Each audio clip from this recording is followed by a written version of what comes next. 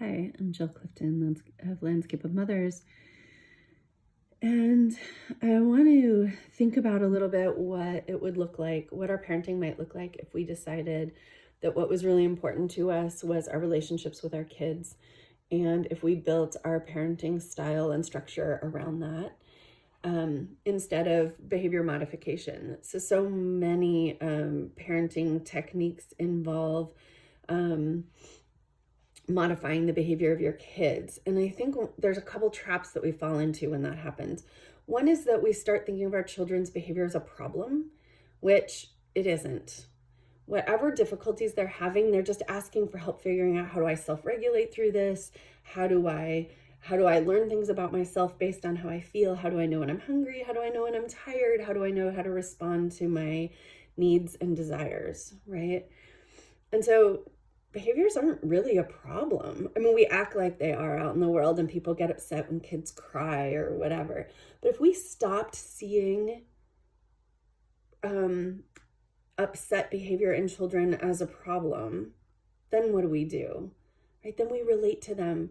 We say, oh, I see your issue, and like, I'm here with you, and I'm going to help you find your way through this and back to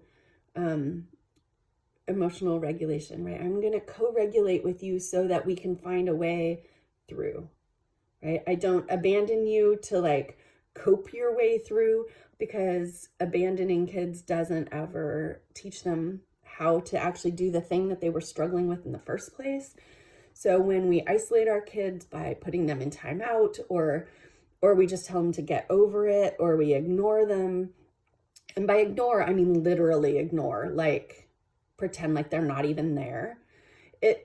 What it tells them is actually they're not going to get any help to learn how to regulate, and that their coping mechanisms that they develop at those ages then become the way they get through that thing.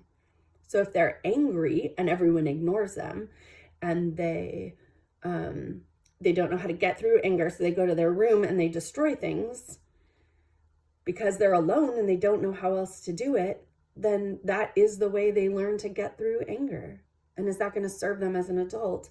So there's something right now where I think there's a lot of polarization in parenting right now. Yes, we have to set boundaries. Yes, we have to, set good examples. Yes, parents just need to say no sometimes. And we can also be gentle and work relationally. And the thing that I think, so we can have both and, right? We can set limits and rules, and we can meet our children where they are and help them learn to manage and get through their emotional states. To think that it has to be one or the other, I think, is a little bit intentionally disingenuous. And what it says to me is that actually that those people don't have the capacity or desire to actually meet their children where they are, right? And when I say that, I don't mean that they're bad people or anything. Lots of times, every parent who wants to connect with their kid isn't always going to have the capacity to do it, right? It's hard. That's a lot of energy.